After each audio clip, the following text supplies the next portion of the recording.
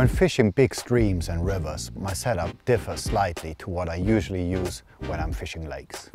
The setup I tend to use consists in a 55-pound braided leader, very strong and reliable, tied to a heavy-duty lead clips because we are using the heaviest of leads, in this case an 8-ounce tractor lead. I'm using quite a long hook link made of 35-pound armor link. And the reason for that is because we're using such big leads. I want some separation between my hook bait and the lead, and also because we are fishing our tips high in the air to keep as much water pressure off the line as possible. I also want some separation, so when the fish are entering my swim and starting to feed, they are not getting in direct contact with my main line or my leader in this case. Armor link is also very supple, so it follows the contour of the riverbed very, very well. Tied to a size 4 brood hook, KD style.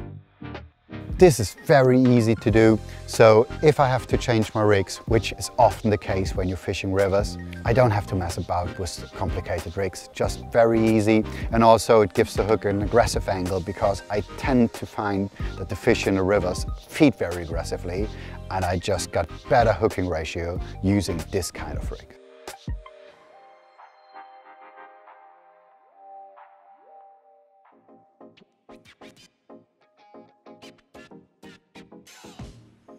Tying it is very easy. You just take a good length of armor link, tie a loop in the end, take the other tack end and go through the eye downwards. Start to whip a knotless knot, but just 2 or 3 whippings. Then you lift the hair and do another 5 to 6 whippings under it. Back through the eye and you completed your knotless knot KD style. In the other end I tie a big loop which enables me to connect the rig to the ring loop to loop.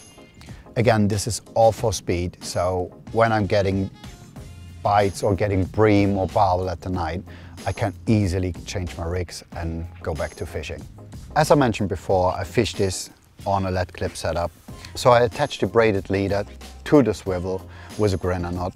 Then I slide on the lead clip first, use the pin to keep the swivel in place, and last but not least, I slide on the tail rubber to keep my lead in place.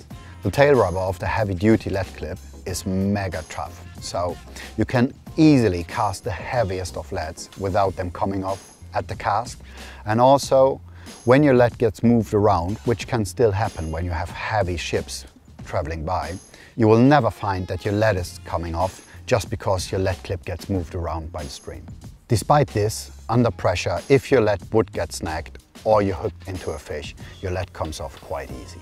And like I said, that's all there is to it. Really simple, really strong, and most importantly, mega reliable. Caught me a lot of fish from various different rivers all over Europe, and I wouldn't change it for anything else.